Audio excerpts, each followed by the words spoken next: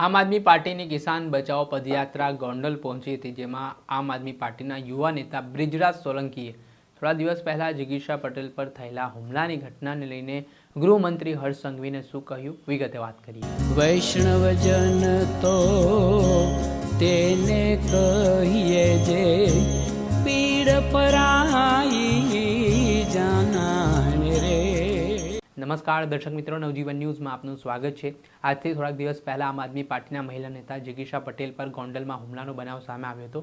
સ્થાનિક લોકોની સમસ્યાઓનું નિરાકરણ માટે જિગીશા પટેલ લોકો સમક્ષ પહોંચ્યા હતા, પરંતુ કેટલીક મહિલાઓ આવે છે, જિગીશા પટેલને ઘેરી લે છે અને ત્યારબાદ તેમના પર હુમલો કરી દે છે।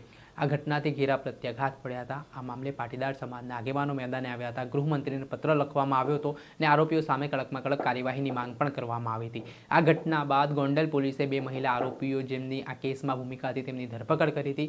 ત્યારે આ ઘટનાને લઈને કિસાન બચાવો પદયાત્રા ગઈકાલે ગોંડલ પહોંચી, તે દરમિયાન જિગીશા પટેલનું આક્રમક સ્વરૂપ પણ જોવા મળ્યો હતો। આ બાબતને લઈને આમ આદમી પાર્ટીના નેતા બ્રિજરાજ સોલંકીની પ્રતિક્રિયા સામે આવી છે।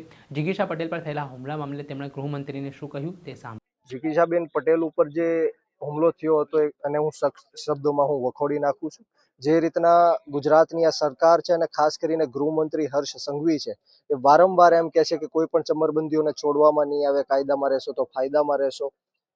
ત્યારે હું એમને કહેવા માંગુ છું કે આપ મહિલા સુરક્ષાની પણ વાત કરો છો કે રાતના પણ ગુજરાતની અંદર મહિલાઓ સુરક્ષિત છે, ત્યારે દિન દહાડે જિગીશાબેન પટેલ ઉપર હુમલો થાય છે, જીવલેણ હુમલો થાય છે, કાચ તોડીને એમની ઉપર હુમલો કરવામાં આવે છે। ત્યારે દુઃખ સાથે કહેવું પડે કે ગુજરાતની અંદર મહિલાઓ સુરક્ષિત નથી।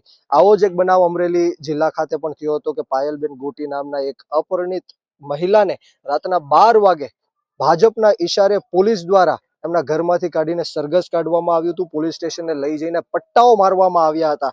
આ હદ સુધી આ સરકારે આ પાટીદાર સમાજની દીકરી સાથે પણ અન્યાય કર્યો હતો। ત્યારે હું 100% એવું માનું છું કે ગુજરાતની અંદર મહિલાઓ પણ સુરક્ષિત નથી અને મહિલાઓ આવનારા દિવસોમાં સત્તા પરિવર્તન કરવા જઈ રહી છે। આપણે સાંભળ્યા હતા આમ આદમી પાર્ટીના નેતા બ્રિજરાજ સોલંકી। તેઓ કહી રહ્યા છે કે એક તરફ ગૃહમંત્રી વાતો કરે છે કે ગુજરાતમાં દીકરીઓ સુરક્ષિત છે, મોડી રાત્રે પણ તેઓ ફરી શકે છે, પરંતુ અહીંયા થોડા દિવસે હુમલાના બનાવો સામે આવી રહ્યા છે અને આ ઘટનામાં જે રીતે કાયદો અને વ્યવસ્થાની સ્થિતિ કથળી છે તેને લઈને પણ તેમણે પ્રહાર કર્યા છે ને કહ્યું છે આ જિગીશા પટેલ પર થયેલા હુમલાની ઘટનાની તેમણે આકરી નિંદા પણ કરી છે। તેના જ કારણે રાજકારણ ગરમાયું છે। દર્શક મિત્રો, આવા જ નવા વિડીયો સાથે આપણે માહિતગાર કરતા રહીશું, એટલે નવજીવન ન્યૂઝ જોતા રહો।